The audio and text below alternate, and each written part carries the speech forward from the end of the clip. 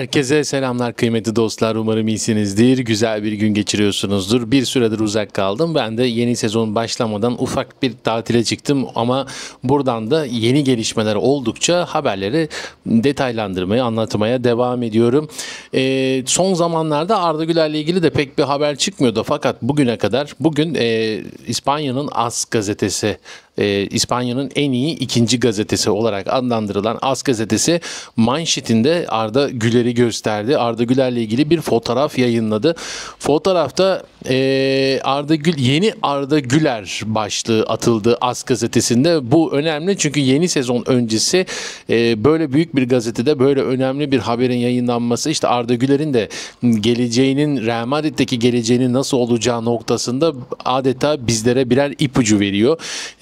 Çünkü AS gazetesi veya Marca gazetesi gibi gazeteler hani sağlam bir kaynaktan bir bilgi almadıkları sürece bu denli bir haber yapmazlar. Ne demişler? Türk oyuncu, bu AS gazetesinin manşetinde yazan yazı. Türk oyuncu Madrid'e geldiğinden bu yana geçen 2 yıl sürede 10 kilo kas kütlesi kazandı demişler. Bir fitness antrenörü, fizyoterapist ve aşçı ile birlikte yaşıyor diyerekten ilk sayfada haberin detayını vermişler.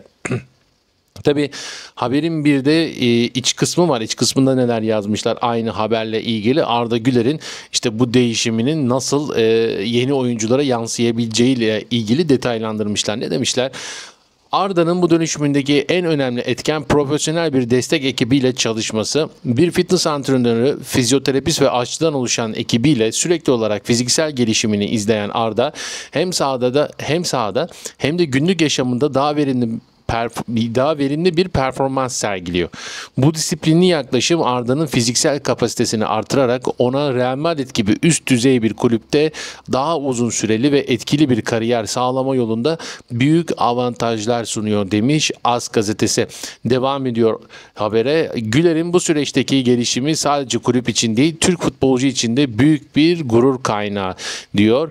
Arda'nın Madrid'deki bu başarılı dönüşümü genç futbolcular için örnek teşkil ederken onun potansiyelinin daha da arttığı gösteriliyor.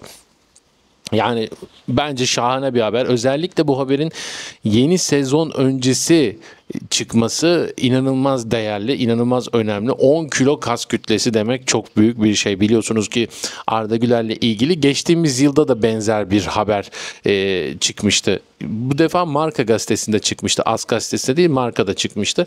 Marca gazetesi ondaki bu kas kütlesinin değişimini göstermişti.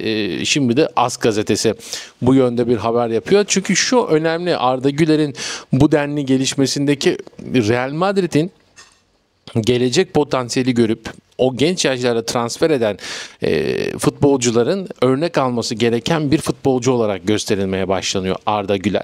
Çünkü hani Arda Güler gibi olmalısınız, onun gibi çalışmalısınız, onun gibi disiplinli, onun gibi sürece sadık kalmalısınız. Yani isyan çok etmemelisiniz gibilerinden bazı gönderiler olabilir. Çünkü Arda Güler bu aşamaları teker teker geçti. Farklı bir antrenörle geçti ama şimdi yepyeni bir antrenörle yenilenen bir Real Madrid'de en kilit oyunculardan biri, biliyorsunuz ki Bellingham'da bir süre yok. O Bellingham geri dönene kadar Arda 10 numarada oynar.